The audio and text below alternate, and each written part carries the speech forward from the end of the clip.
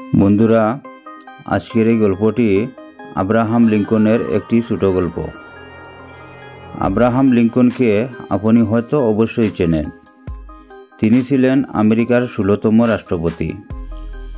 একবার লিঙ্কন তার নিজের গ্রামের কাছে একটি জনসভায় তার ভাষণ দিচ্ছিলেন।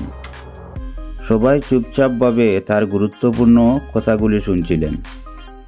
নীরবতা কাটিয়ে একজন মহিলা উপস্থিত জনসমাবেশের মধ্য থেকে দাঁড়িয়ে চেঁচিয়ে বললেন, আরে এ রাষ্ট্রপতি, এ তো আমাদের গ্রামের মুচির ছেলে। এই কথাটি শুনে লিঙ্কন খুবই খারাপ পেলেন। আমাদের সমাজে সবাইকে সমান চোখে দেখা হয় না।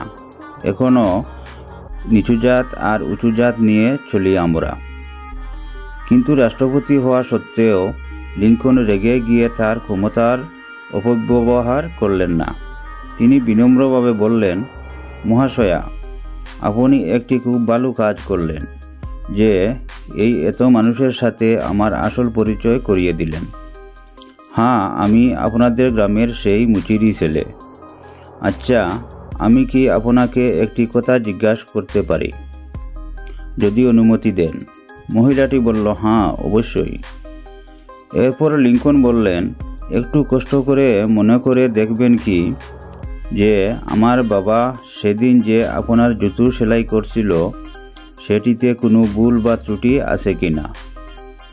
তিনি আপনার জুতো ঠিকমতো মেরামত করে দিয়েছেন তো? তার কাজে আপনার কোনো অভিযোগ আছে কি? এটি শুনে মহিলাটি বলল, না না, একদম না। তার কাজ সম্পর্কে আমার কোনো অভিযোগ নেই। সে তার কাজ খুব ভালোভাবে মন দিয়ে করে।